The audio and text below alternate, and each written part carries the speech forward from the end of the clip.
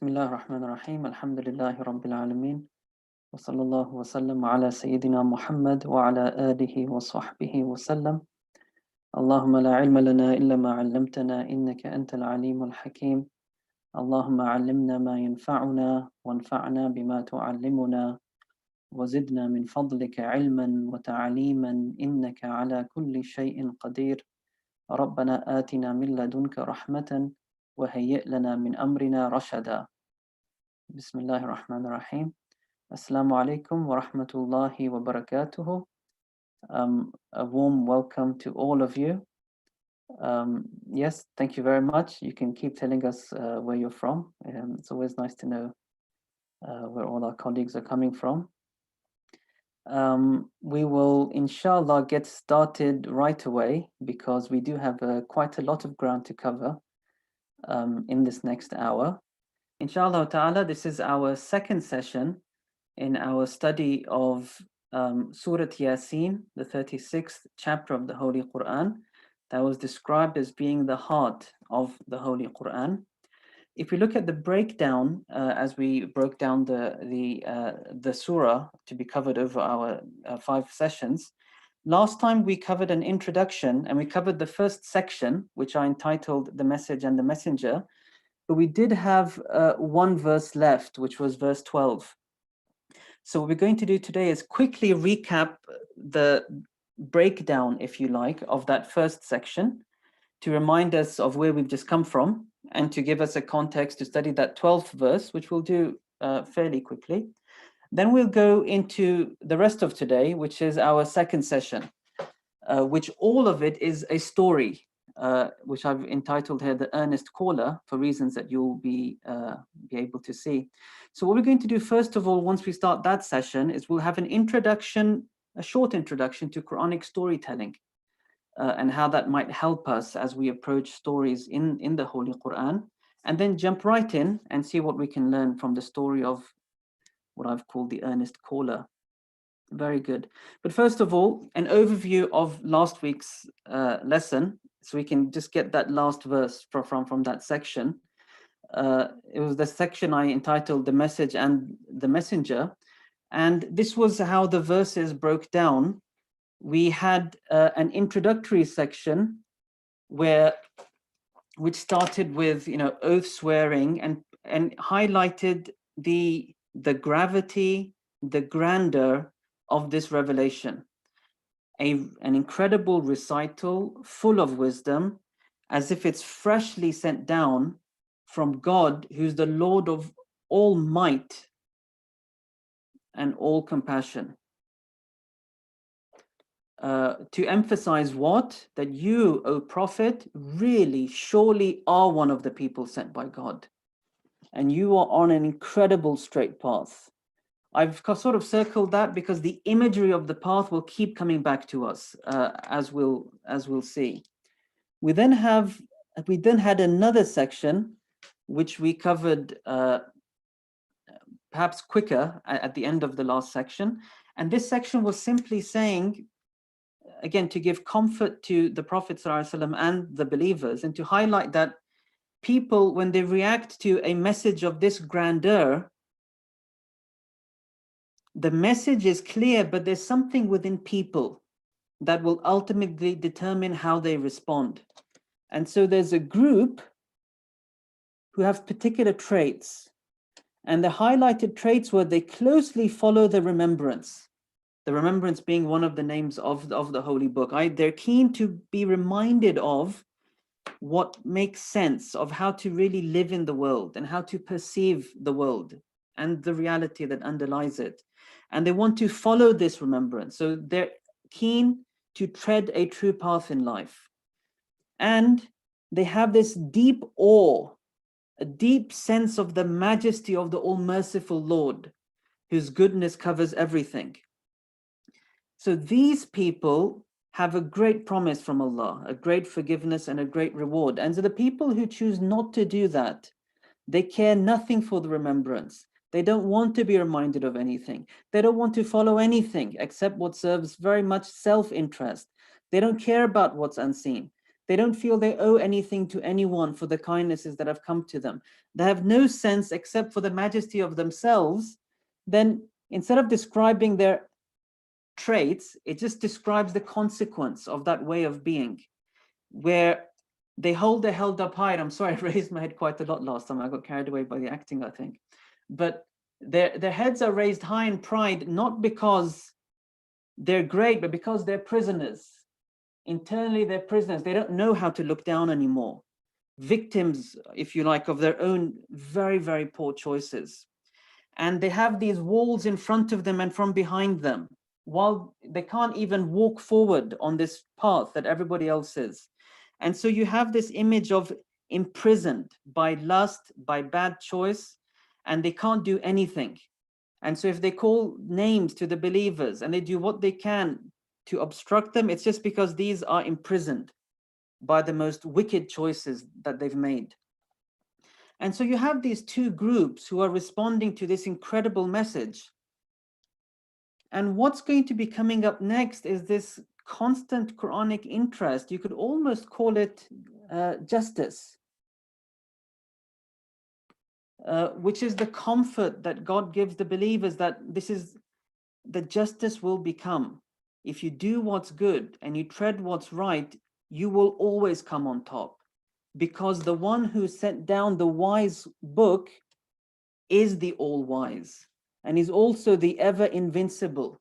And so you will have your proper place, you will have your recognition, your deeds will not go forgotten, and the people who've done what they can, they will have their consequences. And so this message of justice is what leads to this last conclusion, if you like, of that first section, which is that God's final message is, yes, there are these two vivid images of how someone might respond to that messenger, but everything is being written, everything is being recorded, and justice will happen. And so the final section of that last verse, of that final verse of that last section, was inna. Sorry, just one sec. Inna. We saw that inna is a verb, is a particle to emphasize. Surely, doubt it not. What? We bring life to the dead. And so when God refers to himself as we, it's the we, like we say in English as well, like a royal we. It's a we of majesty, of grandeur, of greatness. And so any act ascribed to the we of God's majesty is a tremendous act. And so we, in our majesty, in our grandeur, in our all-encompassing might, we are the ones who bring the dead back to life. The story will be done with justice. And that's why we inscribe everything. Sorry, one sec. What does it say here? We write down what they forwarded and what they've left behind. And so in this book of justice, where every soul has what it's earned, Allah is saying we are recording everything. We are recording everything. And what is everything? What really matters to you and me is just two things. And again, the imagery, which is going to continue into also today's lesson, is the imagery of that straight path. It's the imagery of walking towards a destination. As we're walking towards God in life, there are some things we send on to him while we're walking, the things we send ahead. In a normal sort of caravan that's traveling, you often send scouts ahead, so they can figure out, where's the next oasis, they can prepare everything. So when the caravan comes, everything is ready for them. So it's normal to send scouts ahead. And what is it that you're sending ahead that's going to wait for you to make sure that when you arrive, it's comfortable, it's good, it's what you wanted it to be? What's waiting there for you at the head? It's what you've sent forward, which is your deeds. And so your actions are all that you will find at the end of this destination. And so that's the imagery of that which they have sent forward, that which ma qaddamu, that which they've sent forward ahead of themselves, their actions while they're alive, it's all recorded. Wa atharahum. And athar, literally, it's your it's your tracks, it's your footsteps. When you're walking on the path, again, the imagery of walking somewhere, this journey of life, as you're walking, there's things you send ahead, but there's also footsteps. What happens to footsteps? The people who are walking behind you will tread along those footsteps. And so there's things we also leave behind which are valuable to us. Scholars say, what is it? It's like knowledge you've taught. You've left this world, but people are still treading in the footsteps of that knowledge. And that's your deed, whose effect is still felt in the earth after you're gone. God is inscribing all of that for you. It will not be forgotten. Or they'll say it might be schools that you established. And so the learning goes on after you, or the mosques, or the wells, or the orchards. Whatever you do which has been left behind, where people are treading in those steps and following you down, all of that is inscribed. All of that is for you. But on the same token, all of that can also be against you. If all you send forward is all that's vile, and all you've left behind is a world that is worse off for the fact that you were in it, it's not for you to say, oh, that's them, it's not me, because they are them, they are they, because you are you. You leave behind your traces for people. And so the idea of the legacy, if good, it will be great, i.e. it's all recorded in your favor. And if bad, it's a great shame, all recorded against you. And the emphasis here is we are recording everything. We in our majesty, we do bring the dead to life. And we are recording what they send forward and the tracks they've left behind them. وَكُلَّ شَيْءٍ, and everything, whatever it might be, everything, أَحْصَيْنَاهُ. He's very literal in the translation. I said last time I use Arbery because he's quite literal, so it helps us in our comparison of Arabic to English. The more interpretive translation would have been everything, we've encompassed it. Nothing has been missed. In what? Fi imamin mubinin, in a very clear imam. So an imam, you might know, is the imam of a mosque. He's someone we pray behind, we follow in prayer or in ritual. In politics, the imam is the ruler of a land. And so here, what's the reference to? There's no rulers, politics, there's no prayer leaders that we're speaking of. It's a reference to this ultimate register, which is referred to in the hadith as al-lawh, or even actually within the Qur'an, as al-lawh al-mahfuz, which is literally translated as the preserved tablet. You know, in the desert, you inscribe on a tablet. That's your medium for inscribing something you want to stay fixed, if you like. And so the inscribed tablet is a reference to this register of God's knowledge of everything which is going to be. Everything which will be is written and recorded. It's a manifestation, if you like, in creation of God's knowledge, God's unchanging knowledge, because it's true, it's knowledge. And so the reference here is there's three statements then of the power of God, or the might of God. What are the three statements? First of all, we in our majesty, we do bring people back. Justice will be completed. The wisdom of God's plan will be seen by all. And what is the wisdom tied to? It's the deeds that people have earned. And so we are inscribing everything. And our knowledge is so great that everything has been recorded in this register, in this higher register, that everything in this universe is moving in accordance with, as if that's the Imam and the universe is all following. And so nothing is escaping the invincibility of God, as we saw last time. Nothing is escaping his plan, his knowledge, his record of everything. And so everything has been recorded in that Imam, that the whole universe is following now. The clear register of the unchangeable, the all true knowledge of God. Just a small point in this word ahsa, a little point of Arabic. We'll do a bit of Arabic in and out because we have a lot to cover. It comes from the Arabic word hasa. And I apologize, my Arabic writing is not that clear either, neither is my English. Hasa, which means pebbles. And what would happen is, if the Arabs and most pre-modern peoples actually, if they want to refer to numbers, often they won't be accurate. They say, oh, there were thousands of people, or they might say, oh yeah, 70 years ago something happened, and all they mean is you know, a vague number for a large amount, 70, 40, 1,000. But sometimes they want to count properly. And when they want to count, they'll use some device, like you'll have an abacus. So you might use pebbles. So you want to count carefully, you know, how many camels does the guy have because he wants to record his wealth or pay his tax. So you'll count 1, 2, 3, you reach 10 or you reach 100, you'll place a particular pebble down. You keep writing, reach another 10, another pebble, another 100, another kind of pebble. So the idea of ihsa, which means to number, the idea is you're recording something very carefully and it's quite a large amount. So you're recording all the numbers. So that's what they say is the origin of the word ihsa, a very careful record of everything. So that's the conclusion of that first section of the message, the messenger, and the human souls that respond to it, and the power and justice of God that will respond to that. And now we enter our next story, our next segment in the surah. You'll see very clearly how it connects directly to the last segment. This is a story. And so a little bit before we get into this story, a little bit about stories within the Holy Qur'an.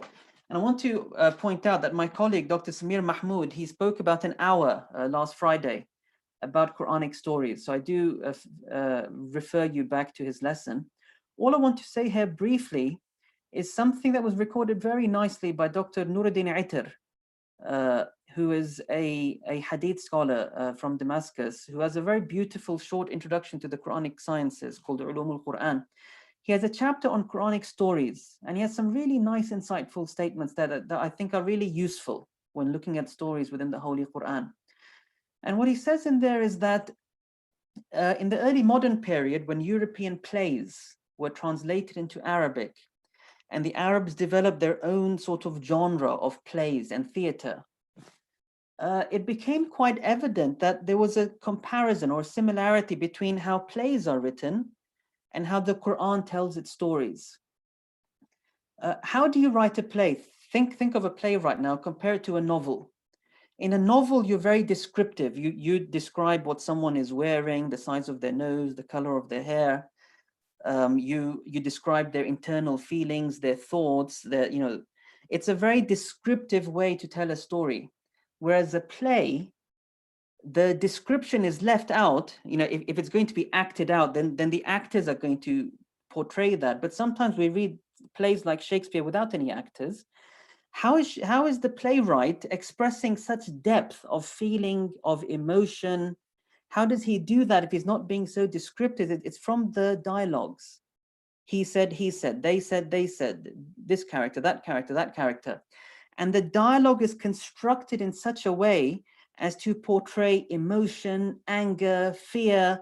The whole host of emotions are all in speech, in the speech acts, if you like, ascribed to each of these actors. And the reader, instead of having the description given to them, the reader is invited into this world. Imagine the scene. Imagine what they're wearing. This is London in the 18th century, or it might be France in the 17th. Imagine the scene. This is in a court. No, this is in the marketplace. Imagine the clothing. Imagine the actors. Imagine the anger as he says this, as he says that. Quranic stories are very, very similar, which is why it's no surprise that the most used verb in the entire Holy Quran is what? It's the verb qala, he said. Because Quranic stories typically have very simple scene setting, very simple description of this is the scene, this is where we are, and you immediately jump into qala qala, qala qala, qala qala, qala qala, which is the dialogue, the exchange. If it's qala qala qala, then it means he said within like a single scene or a single exchange. Sometimes the qala breaks, so you might get a waqala, there's a bit of a break, and he said, which might indicate some shift within the scene, within what's happening there. And you, the listener, are drawn in to imagine the scene, imagine the characters, imagine the mood, imagine the intensity. It's a very beautiful, visual, speech-centered way of describing a set of events, all based on what? Your power to imagine. It's pulling you in to a scene. And because Quranic stories are not really there to tell you about scenes. It's there always part of a larger message that every chapter is conveying. Every story is told in a particular way to complete the arguments of that particular story, or that particular surah, I should say. Our surah has started with a very clear scene of its own argument. So you're going to see that this story is told, that we're about to come to, in a particular way, only to enhance the arguments of how the surah has started and to feed into how the surah's narrative is going to continue. And so because the focus is on the world of the human, the Qur'an's message is ultimately about us. And it's the complexities within us which are determining how we're going to respond. And so the story is always about people within a setting and how they're responding. And so it's within the speech that we're being drawn into the world of the human, drawn into the world of ourselves. And we're going to see some very great characters and some very poor characters. A simple binary is what these stories often have in dialogue. The very, very good, the Moses and the Pharaoh. And we're being drawn into that. And within that, we're finding the complexities of our own little universes for us to choose and learn. Who do we want to be like? What do we want to be? Wow, he's really brave in that place. Wow, how foolish he is. Observing the unfolding of this theater, if you like, in front of us. We also are drawn to imagine the scenes. In a normal playwright, he will say scene 1, scene 2, now we're here, now we're in the palace. The Quran often gives you very subtle hints of a shift in scene. Curtains have closed and curtains have opened, and something has shifted. And so all of that is what you're drawn in to imagine, to picture, to move with the story. How much of the Quran is stories? Quite a large amount. They say if you bring all the stories together into one place, it's about, I don't recall exactly, it's approximately 8 to 9 juz or ajza of the Holy Quran. There's 30 ajza, or you might, in the subcontinent they say sapara. There's 13 of them, 30 in the entire Holy Quran. 8 to 9, almost a third are just stories. Why are stories so central in all traditions? It's because they, like I said, they invite you into their world, they invite you into their scenery, and there's something you can keep revisiting again and again and again, and you learn something from the heroes. You learn something from those moments. As things change in your life, there's things that the stories will speak to you about your own life. And so a lot of the Quran is about these stories, inviting you into the world of these great humans and these very poor humans in comparison. Dr. Nuruddin Itari says one last thing before I look at our story. He says that there's something underlying all of the Quranic stories. So there's a whole layering of lessons to learn, how people are reacting in particular settings, but there's an underlying theme in the majority of these stories. And what's the underlying theme in the majority of these stories is God will come to the aid of the believers. Or in another phrase, كم من فئة قليلة غلبت فئة كثيرة بإذن الله. How frequently, how often has it been that a small group has defeated a very large group by the will of God? In the stories of the prophets, the underlying message always is that the good guys will always win. They will be small, they will be outnumbered, they will be whatever they will be, but the triumph is always with God and his messengers. There's an incredible resilience in these stories of the Holy Quran that they're giving the people of faith. And that's why Dr. Ittar in that chapter, he says that's partly the secret behind Muslim civilization. Because for the last 1400 years, Islamic civilization has been through a lot. There's been Mongols, there've been Crusaders, there's a whole, and obviously the very difficult turmoil of the whole colonial and modern period. There's been so much happening in Islamic history that would really seem, you would have thought, to wipe out everything, wiping out libraries and schools and scholars and so on. But there's this sort of bounce back that always happens in Islamic history. Things get a bit bewildering, and Muslim civilization bounces back stronger than ever, more resilient than ever. And he ties this back to these stories, because Muslim civilization is one that's always reciting the Quran. And the Quran is always saying, you guys can do it. Just stay with God. God is with you. many difficult times have come, and miracles come to the people who are with God. And so the book is always saying, rise up, be strong, I'm with you, you can do it, you'll win. And so here is then a little story. And the story we're looking at now, it is completely devoid of familiar details and characters. There's no Abraham, there's no Moses, there's no Pharaoh. There's nothing you would, there's no particular scene to tie it to. It's almost told in its abstraction. And that's, I think, quite fitting if we look at how we situated Surah Yasin as the heart of the Holy Quran. It's the core images, the core messages, the core points of beliefs. And so it's almost a story devoid of those markers. If you reflect on it, its lessons imbue all of those other stories. And so we're not going to go into any of the possible attempts some of the tafsir scholars have made on where the story might have been, who these prophets might have been. We'll leave it in the ambiguity of the Quranic storytelling. You have only 2 verses to set the scene very, very quickly. And then we have some what I'm calling introductory dialogue. And this dialogue is between messengers of God and these people. And the people and the messengers saying, we're messengers. And they're saying, no, you're not messengers. You're just people like us. And you guys are lying. And they're saying, no, we really are messengers. You got to listen to us. And they're saying, no, we're going to kill you guys. They're saying, what's wrong with you people? So that's the dialogue. It's this heated exchange of rejection and messengers. And that shifts to what for me is the central part of the story, which is all of it is a monologue. If you look at a shift, it's just one person. And this one person is at the heart of the entire story then. Who's not a messenger, nor is he one of the people who denied. It's one of the believers. Again, you can see how beautifully the story connects to the imagery we just had in the previous section. Some people follow the dhikr, and some people are these prisoners. And so this man who is at the centerpiece of the story, he's at the centerpiece of the Quranic message. This is for you guys. This is, you are the center of humanity's story, the slaves of God. And then very quickly, you have your concluding outcome. The final thing to be told about the outcome of what happened, and then the story will be left. And the surah will move on in its argument. And we'll see a lot of central ideas in this story, within the dialogue, common objections people have about prophets, ways to think about that. What are messengers there to do anyway? What is their essential task?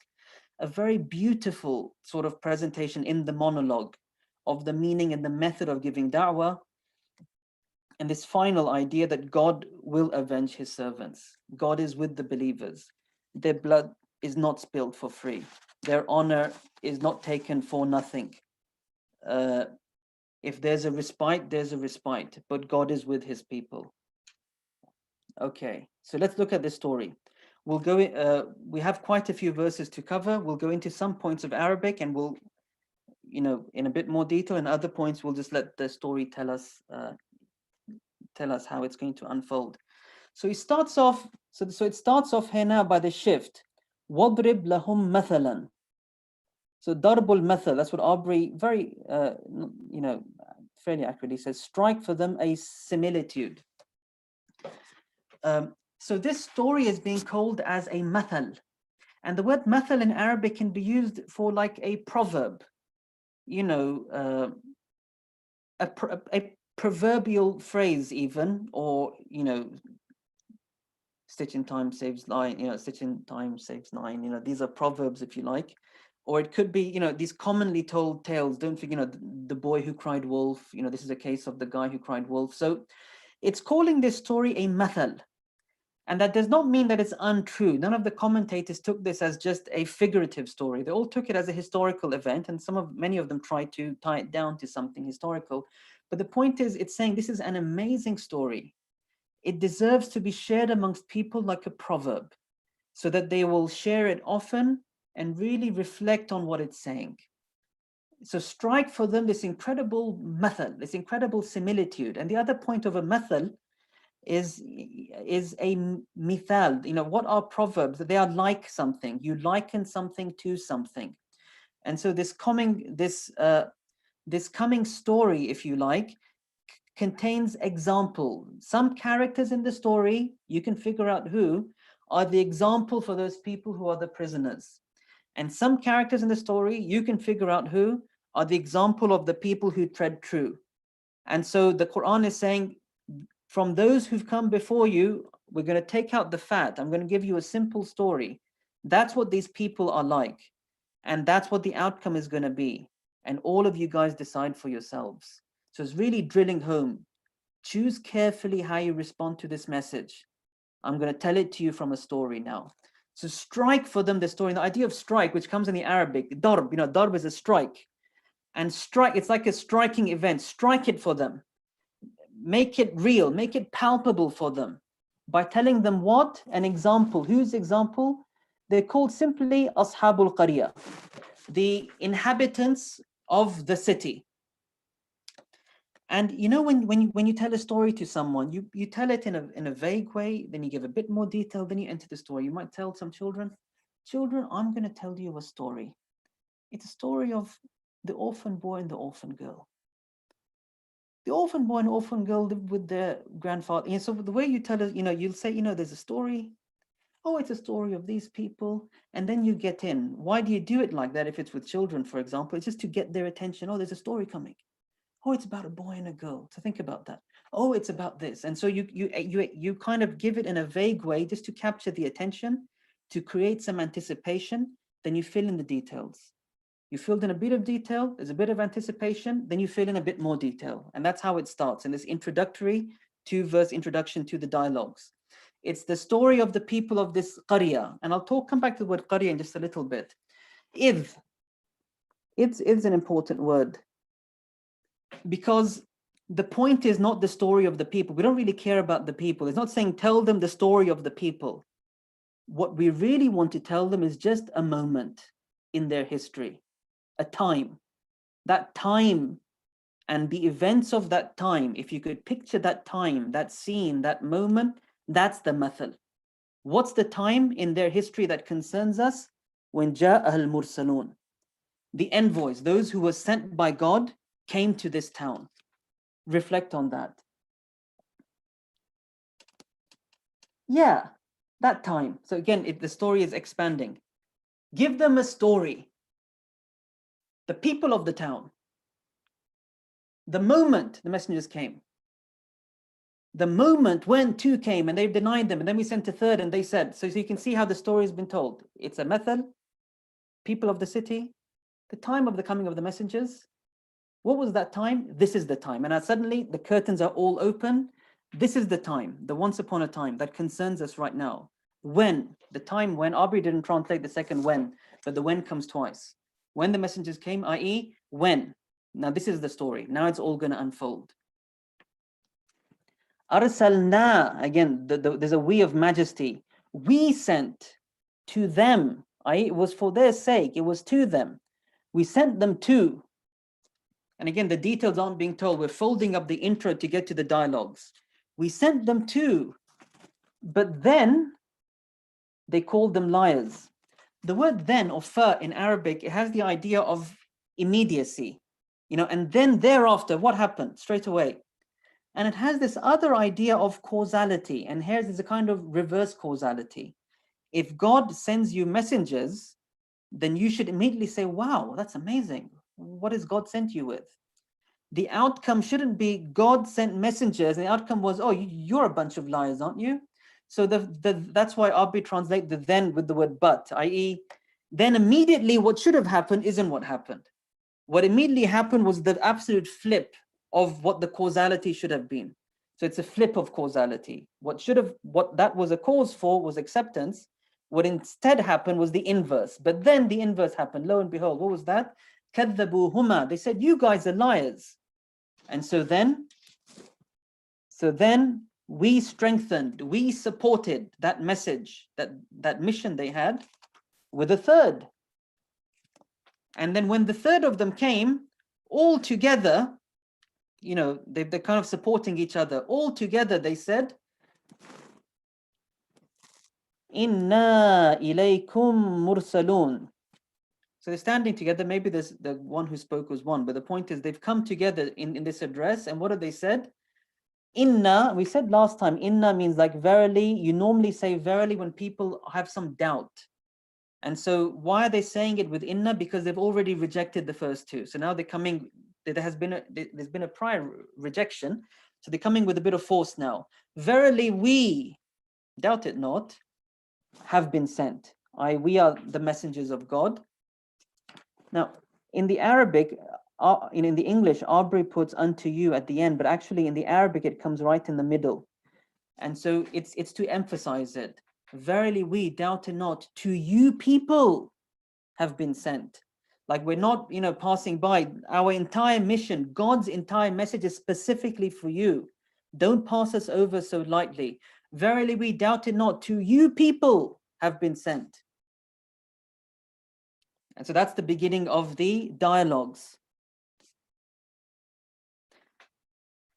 And so how are these people responding? The response dialogue. Qalu, and we don't really care which chief, which individual, because the focus is blurring out these insignificant details and just bringing to the fore these dialogues, these exchanges, these heated exchanges, which are meaningful because they express something of the internal complexity, if you like, of these various characters. So they are responding with three statements. This is like your first block, a second block, and a conclusion. The first block is this classic, if you like, I've called it the classic objection the Quran speaks about, which is what? Ma antum. You people are nothing except bashar, just like us. Bashar means human beings. The word bashara, we said last time, if some of you recall, it actually means skin. And so bashar means, the human being, you're the exact same animal as us. You haven't got fur, you haven't got feathers. You are literally the same creature as us. There's no difference. You're exactly the same animal, the same species. And the All-Merciful has sent nothing down at all. This is your second part now. The All-Merciful has sent nothing.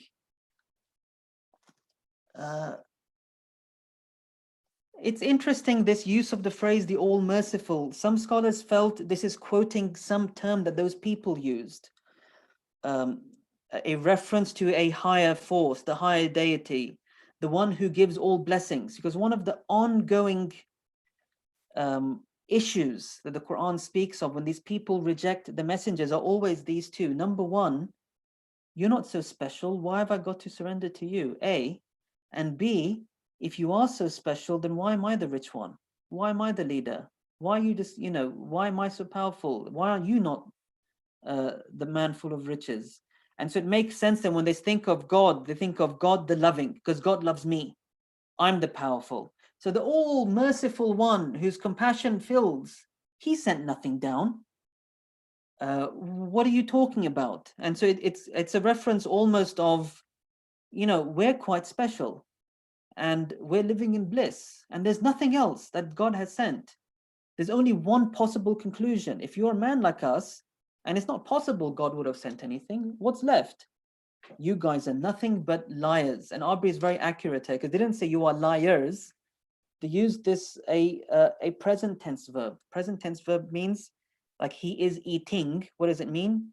Every time you look at him, he's putting something in his mouth. It's an ongoing action. It's being renewed in every moment. So what they're saying is, every time you open your mouths, there's a lie coming out. Everything you're saying in every moment, every time you speak about this topic that we don't like, it's nothing but a bunch of lies, one after one. So, quite correct, accurately rendered, you are speaking only lies. So this is a classic objection about the fact that flesh is flesh, we are chosen, God sent nothing, what are you except speaking nonsense? Outright objection. And the response from them is not one of argument in this story, because the focus of this story is we're just paving the way towards this monologue, which is just about to come. And so what the story is folding up is they've made their arguments, they've made their case for God, for what God deserves of worship, what society deserves of fairness and justice. All that's been done. So all that's left is just to emphasize, don't be too hasty. You got to be careful now. قالوا, so they replied in their response, ربنا يعلم, and they say this is an oath. It's almost like saying, by God, wallahi. Why do you do oath swearing? Because they've rejected. So first you say, I'm a messenger. They say, no, you're not. And they say, inna, no, verily I'm a messenger. They say, no, no. They say, by God, I'm a messenger. So in rhetoric, they say this is the highest way to emphasize if there's been a lot of denial of what you're saying. They've come with the oath now, by God, we are messengers. But the oath has come in the form of not a simple oath swearing by God. It came in the form of a phrase, our Lord knows. It's an oath by the very knowledge of God. So be careful. God knows this to be true. And who is God? He's our Lord. If we have time today, we'll come back later to speak about the word Rabb, this sort of very nurturing Lord. Our nurturing Lord, because this indicates a Quranic argument in other surahs. In Surah Ibrahim, when the people said, you're nothing but men like us, the response in that surah was, in nahnu illa basharun mithlukum. Yes, we are nothing at all but men like you. وَلَكِنَّ اللَّهَ يَمُنُّ عَلَى مَنْ يَشَاءُ مِنْ عِبَادِهِ. But God gives his grace to whomever he wills of his servants. That's quoted elsewhere, but over here all we see is this idea that our nurturing, caring Lord, who's taken us to this level you see us in, he knows. So I warn you, don't contradict his knowledge. He knows. It's another way of saying, I swear by the knowledge of my Lord, inna, verily we, to you, surely. And again, this has been added to last time's sentence, a double surely. So our Lord knows, verily, surely, to you we are messengers. وَمَا عَلَيْنَا إِلَّا الْبَلَاغُ الْمُبِينَ. There is nothing on us, literally on us, meaning there's no duty on us. There's no duty we have to discharge, except al-balagh al-mubin. Balagha means something has arrived somewhere. Some of you might know the word tabligh, which means to convey something so that it arrives somewhere. And the balagh is just an emphatic idea that you've conveyed something and you've ensured that it's arrived. You've taken it to its destination. So the messengers, their only job is to ensure the message reaches home. What does that mean? It means they don't simply say, oh, God is one, you have to worship him, and you have to be fair to each other, you have to uphold his justice on earth, where we are off now, because you haven't made sure they understood. So the balagh is to really make sure. We saw last time the Qur'an speaks with different examples, stories, threats, promises. It's saying a whole host of ways to tell you something to make sure the message reaches home. After which, your only thing that would be stopping you is your own complexity, the issues that we've raised last time. So they're saying, we have no job. Don't demand more from us. We're not saying anything more. Don't demand us to show you more than we've shown. We have a job, and our job was to make sure the message reached home. And we have to make sure it does that in an incredibly clear way. Maybe later we'll come back to something about the nuances of the word mubin. It just means incredibly clear. There's no doubt about it. So our task was to make sure the message reached, and it was very, very clear. Nothing ambiguous at all. That's all we've had to do. That's all he's tasked us to do. And don't demand of us any more than that. That's all we're claiming. We're not claiming more than that. So listen carefully, tread carefully, because we're his messengers and we're here for you. And so now they come back with even more pride.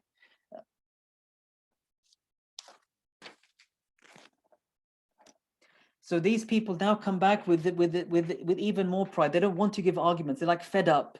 قالوا إنا تطيرنا بكم. We find bad luck. You guys are bad luck for us. تطيرنا. We have found the birds in you. The word طير in Arabic means birds. And birds, for people, they say the Arabs would find omen. If the birds fly in from one direction, oh, that's a good sign. If they fly out from another direction, that's seen as being like a bad sign. And so the word of the bird then is used to indicate omens. Inna tatayyarna bikum. We find you guys are really bad luck. You guys are going to bring disaster upon us. What is this a reference to? It could be all sorts. You know, the Mufassirin say this is the habit of such, you know, forsaken people, that whatever gives them more of what they want, they consider it good luck. Oh, it was good luck today. You know, we were lucky. We robbed the bank and we killed the guard and no one caught us. And they consider this great luck, not because it's brought any good for themselves, but because what suited them is what came to them. And they consider everything that doesn't suit them to be bad luck. And so the prophets aren't coming to suit them. They're saying, you guys got to change your ways. You guys got to get a bit humble. You have to think carefully about God, about people, about worship, about what you're doing in this life. Your actions have consequence. None of this is suiting to what these people want. So it's all bad luck. All of it is bad luck. And the other angle is because because people are always entrenched.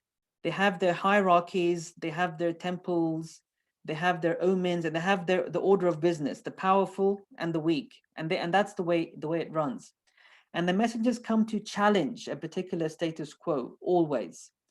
And so they have this idea, this is weird, this is different, must be bad luck. You guys are going to cause ruin to us. So we find bad luck in you guys. And so all they have is this threat. The lamb indicates an implied oath. We swear, if you don't stop, they didn't even say stop, you know, this message or stop this, you guys better stop, completely stop. We swear, if you don't stop, what's going to happen? لَنَرْجُمَنَّكُمْ. We will pelt you. وَلَيَمَسَّنَّكُمْ مِنَّا عَذَابٌ أَلِيمٌ. And we swear that a very painful punishment from us, the mighty, is going to touch you. So that they think so much of them. So they're using all the might they can muster, say, what on earth do you think you three people are? This is our town. We are the mighty. And if you don't stop this very second, we will pelt you. And our punishment is so severe, if it even touches you, you will realize that you're in the wrong. And it's a very painful thing indeed, a torment of such pain from us.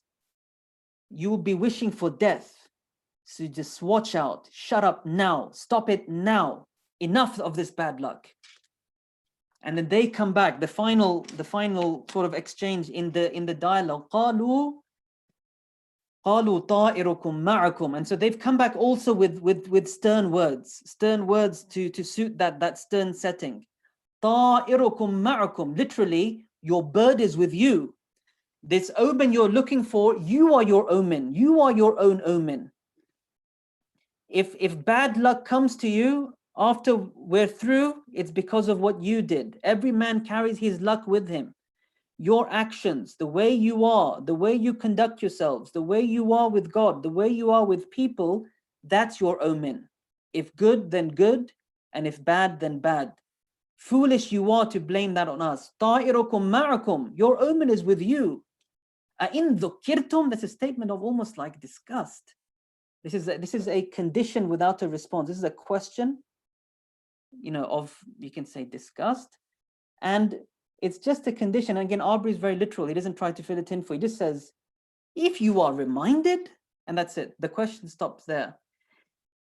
Is it that our reminding you, that's it, it's just dhikr. Remember this phrase that came last time, it's just dhikr.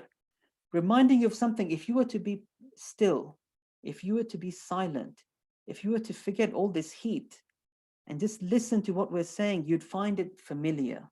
You'd find it sensible. You'll find it tranquil. It's just a dhikr. And is it that we've given you a dhikr that you are now threatening to kill the messengers of God? What kind of an outcome is that? No, it's not the dhikr that leads to this outcome. It's you. You, again, this is an emphatic sentence in that it's a verbless, complete sentence of nouns.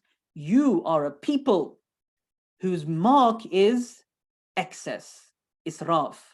Israf means being without restraint. It's used sometimes to mean without restraint in property, to be wasteful. And it means any kind of way of being excessive without any restraint at all. How did the surah start last time? It was Hakim. Hakim, we said, was all about restraint. Wisdom is about restraining so that everything stays in its place. Nothing goes outside of its place, which is called transgression. And you are a people, nothing is in its place. You have nothing of wisdom. You have nothing of restraint. Look at you, the messengers of God who've come to you. You should have sought blessing in them. Instead, you find nothing but curses from them, and you wanted to kill them.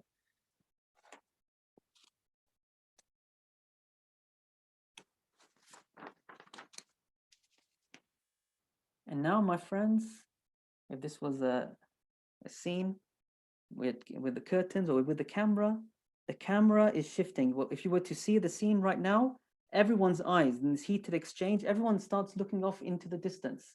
And so you find yourself looking off into the distance with them. And the rest of the story, everything else cries out. The camera is focused onto this one figure who's at the heart of the story now. Neither a prophet nor a denier. He's the last person. اتبع الذكر وخشي الرحمن بالغيب. He closely followed the remembrance and he has awe of the All-Merciful Unseen. What does the story say? وَجَاءَ مِنْ أَقْصَى الْمَدِينَةِ رَجُلٌ يَسْعَى قَالَ يَا قَوْمِ اتَّبِعُوا الْمُرْسَلِينَ. And came a man. So Aubrey says came a man, but the Quran emphasizes a particular detail here. In the literal translation, and came from the furthest most extremity of that town, came a man hastening. Came a man hastening. Why emphasize this extremity instead of the man? Came from the furthest point of that town. There's a few things in this. First of all, it shows that the messengers did their job. Their message did reach the people of that town. And that's why the person at the furthest part has come. There's also something in this to show ultimately God guides whomever he wills. And that's a really important message for the early believers to whom this surah is being directly revealed, the Muslims in Mecca and the Prophet ﷺ in his preaching. Their interest was that the big people of their town, if they would become Muslim, then everyone would become Muslim. But it was the chieftains who were opposing. And implicit in this story is what? That don't worry, God's plan will be fulfilled and God will guide, but he'll guide whomever he wills. And it might well be that all your focus is on someone in front of you, but it's somebody right off, which is the one that will really be bearing your message. And that's exactly what happened in the life of the Prophet ﷺ, that all of his effort was with his people. But who were the ones who really supported his message? It was these farmers at an oasis, a few days' journey, in a place called Yathrib, which would coincidentally perhaps be termed finally Medina, the Medina of the Prophet ﷺ. They came to the help. He did his job, the message reached, but these chieftains in front of him weren't the ones who were going to be bearing it. So what's the internal idea? That God will choose the people to bear his message. And they might not be the people that you're thinking or expecting. Just do your job. Let it be conveyed, and God will do the rest. And the last thing to point out that Ibn Ashur points out is that the furthest point of a town, who lives there? If you think of an old town, old Damascus, or any old town, at the center of town will be what? Will be your temples, your high priests and the people who manage that whole aspect of a town. Will be the king, the governor's office, the center of police. Then you have the central bazaar. Then you'll have the great dwellings of the people who are central, and so on. You'll have the nice houses, and then right at the edge of town, you'd have the people whose livelihood is maybe outside of the town, the farmers, the people who tend to the fields, people who have little crafts of their own. Ibn Ashur just points out that it very often happens, and it's one of the Quranic themes, that the people who follow the messengers the most typically are not tied to the center, because the center is where you have pride and this fear of this upturning of the order that people are taking advantage of. That's why they oppose the messengers, because it means that they'll have to come down a few notches in society.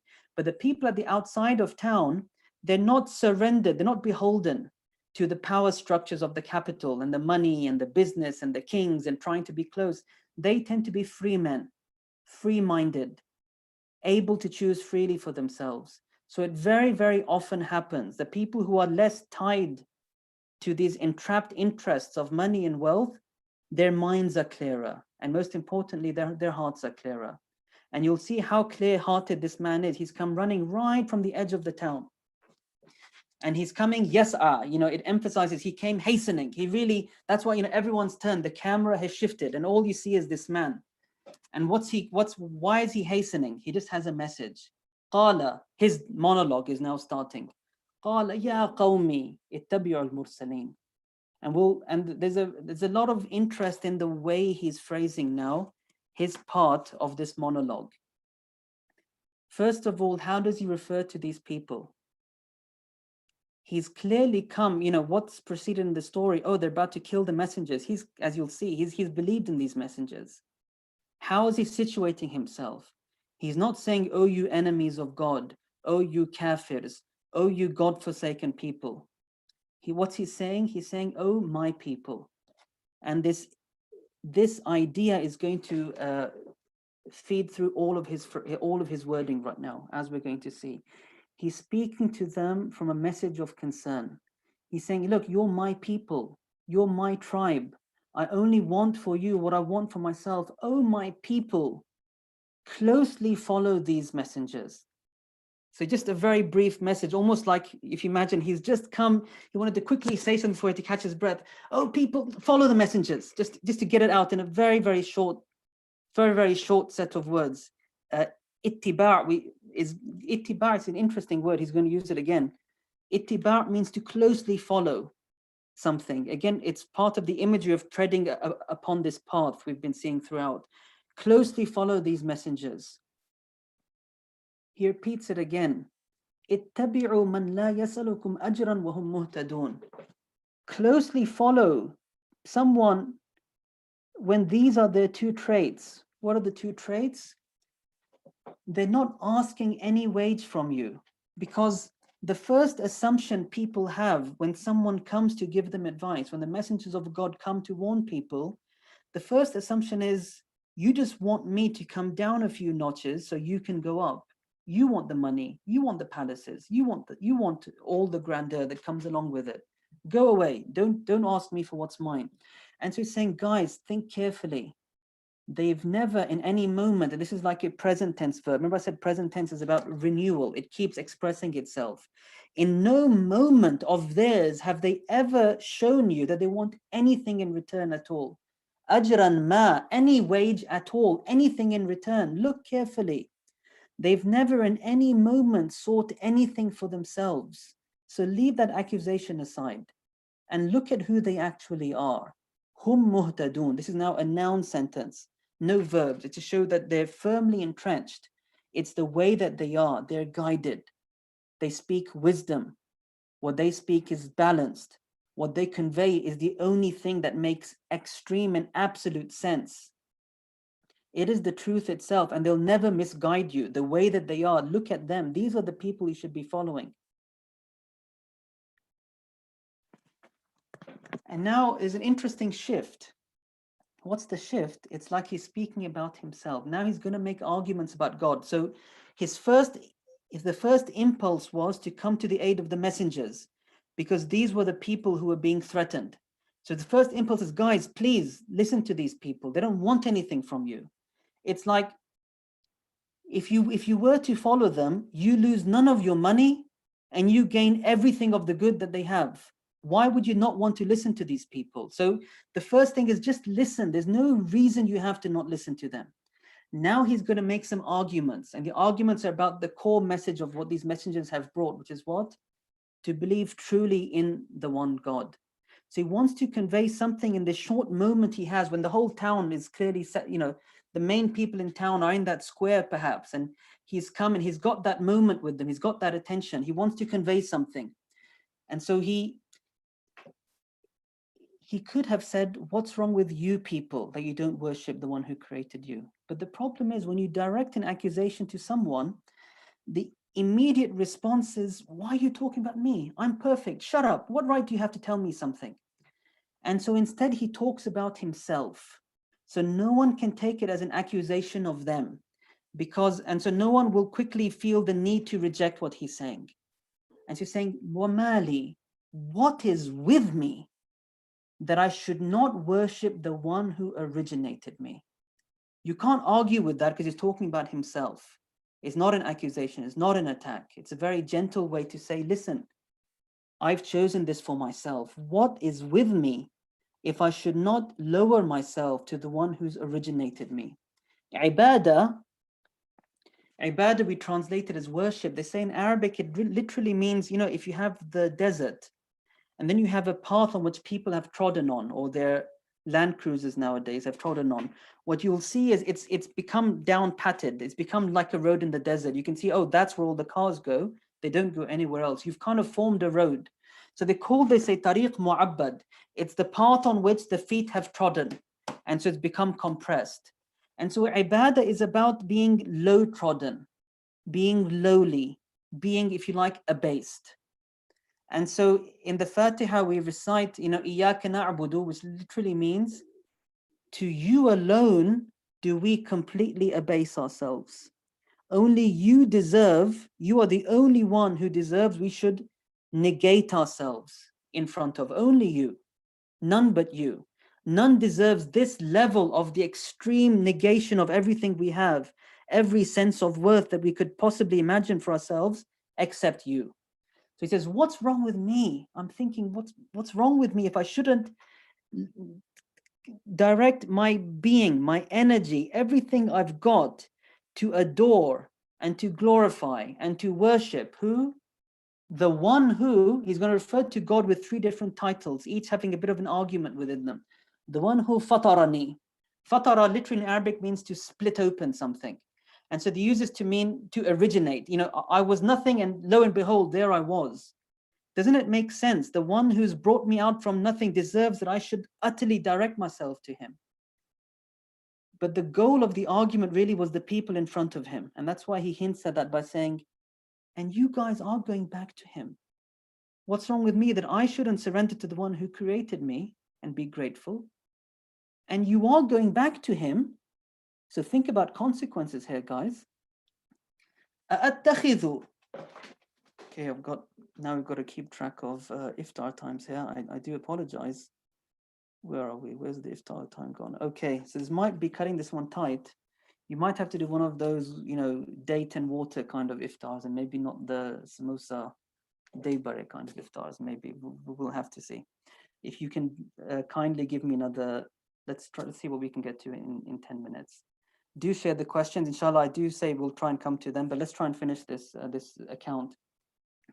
Again, it's a question to himself, showing almost like, why would I do that? Again, no one can challenge him. He's speaking to the crowd through himself. أَأَتَّخِذُ, shall I take from other than him gods? And there's a sort of argument in that, because what's the argument? Is God the one that you take for yourself? Is it an act of you that makes someone God? Or is it God? Is God God? Is it a statement of reality? He says, should I just take things for myself and call them gods when the all-merciful one, the one who's truly giving everything that's here, if he wishes to harm me, then this thing that I've taken, how is it going to help me? Because clearly the one who, first of all, originates from nothing, that's the first statement of who should be the one you worship, lower yourself before completely. And secondly, the one who everything is his gift. Everything is his gift. If that one wants to harm me, then these things I've taken for myself, they can't avail me anything. Or in the Arabic, they can't do any intercession. They have no prestige. Are they really going to stop him? The thing that I've chosen to take? Are they going to rescue me when the one who everything is his gift wishes not to give me that gift? I mean, I'd be a fool. So that's he says, Inni idhal lafi dalalim mubin. Then he answers his own question. No, guys, so imagine they're just watching him almost talk to himself. Would I do that? Come on, I can't do that. Because inni, verily, doubt it not. In that case, surely I am inside, I'm completely lost. In what? In error. Dalal is another one of those traveling words, because dalal means to be lost. You know, if you're traveling somewhere and you just get lost, you don't know where you are. So it's another one of those imagery of traveling true to God, or getting lost and not knowing where you are anymore. So if I were to do that foolish thing, I would be drowning inside an incredible error. This is indefinite. Remember I said last time, indefinite is for magnitude here. Mubin, so clear. Like, I'm a fool, guys. I'd be a fool if I did that. So what's the conclusion? There's only one conclusion to these arguments. Inni amantu bi rabbikum fasma'un. Verily, I doubt it not. There's only one conclusion I can make to what I've just said. I have believed in your Lord. This is the third reference to Allah. The first was the one who created us from nothing. One was the one whose gifts cover everything. And the last one is that he is your Rabb.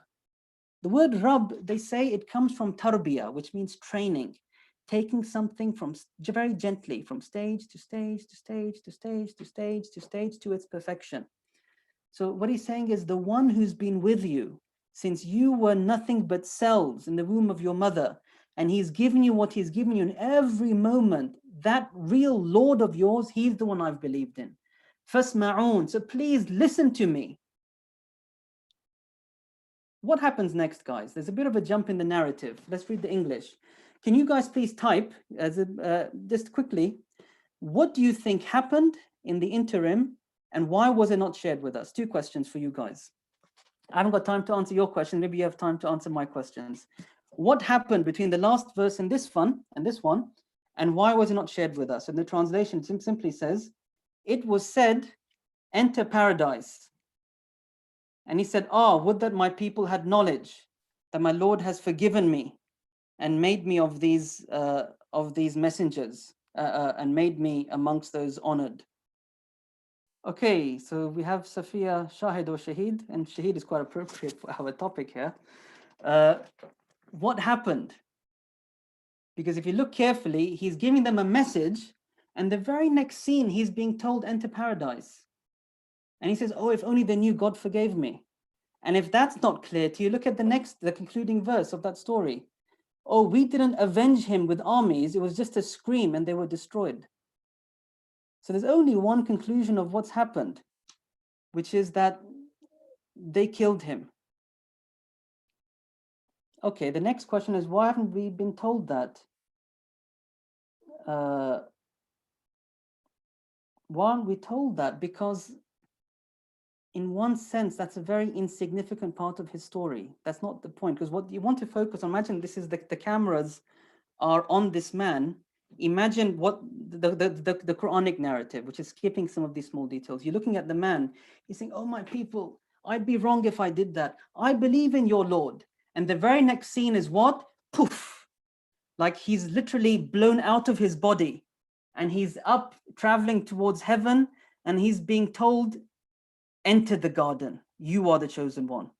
It's a sign of incredible glory. His picture is nothing but glorious. He did an incredible stand of honor, of justice. He stood by the messengers, and all you need to know next is poof, he kind of broke out of his body and his soul was there and he won. That's it, he's won. And so the killing is an insignificant detail in his story, and it's an insignificant detail in the story of these messengers and the story of those who are with them. God will avenge you. Do the honorable stand, because what really matters is the final standing. And the final standing is what matters, and this guy won. He was one step to heaven. And that's what concerns us.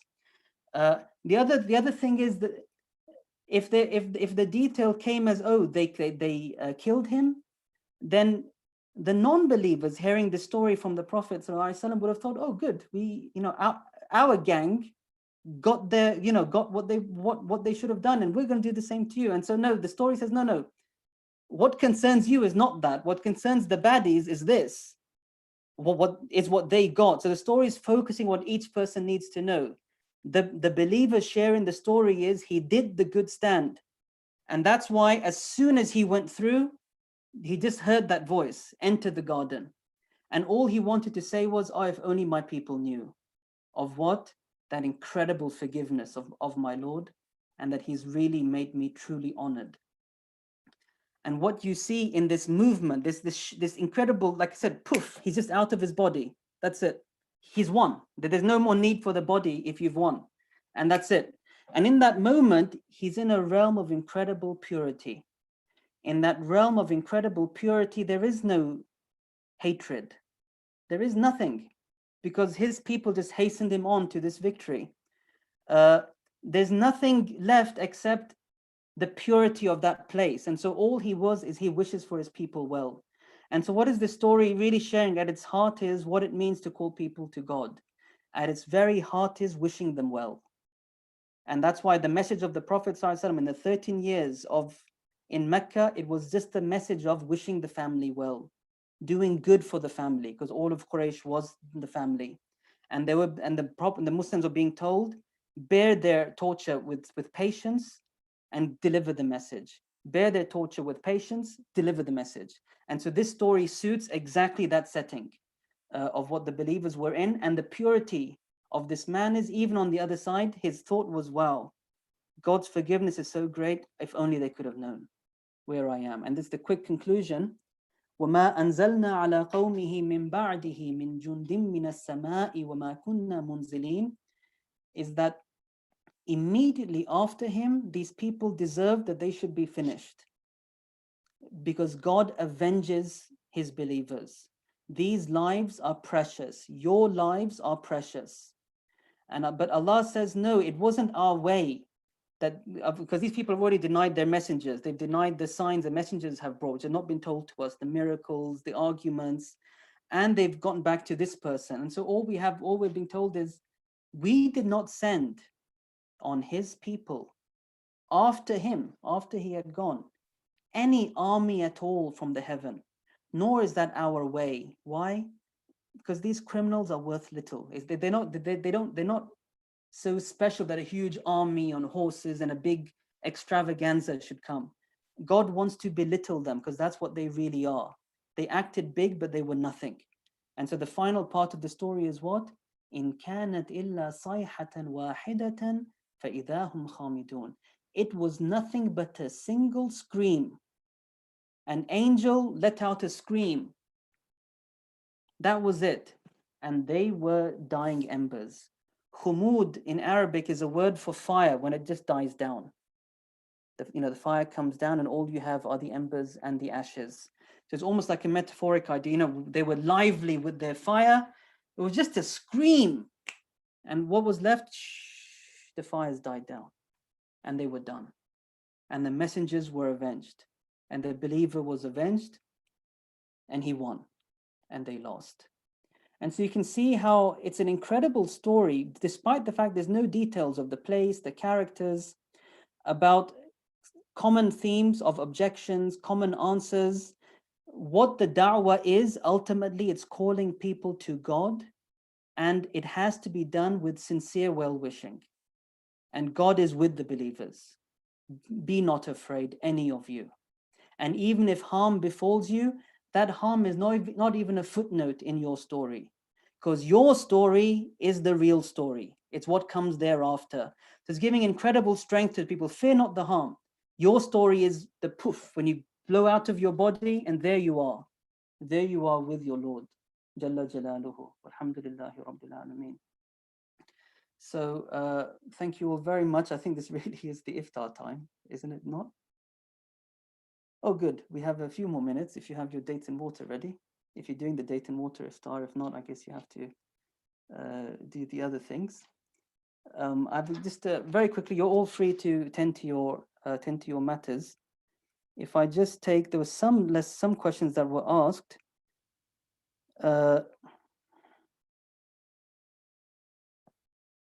There's a question on how much do you focus on building a legacy and how much do you focus on sending things forward? In truth, all of that is what we send forward, because ultimately what we've been told is, what does it mean to follow the messengers? What does it mean to follow the story of this one man as well? Is that following the message of God, part of that is wishing well for people. And so necessarily a part of that is devotion to God, and a part of that is doing something for people. What you do in devotion to God is what you send forward.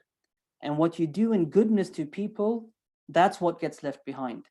Because any impact you have on a person will reach a person, will reach a person. And the more manifest of these things, the teaching, the colleges, the mosques, the orchards, the very great things, they're just trying to be more and more permanent in all of that. So it's not about one or the other. It's about trying to follow the message as best as we can, which will direct us always to both.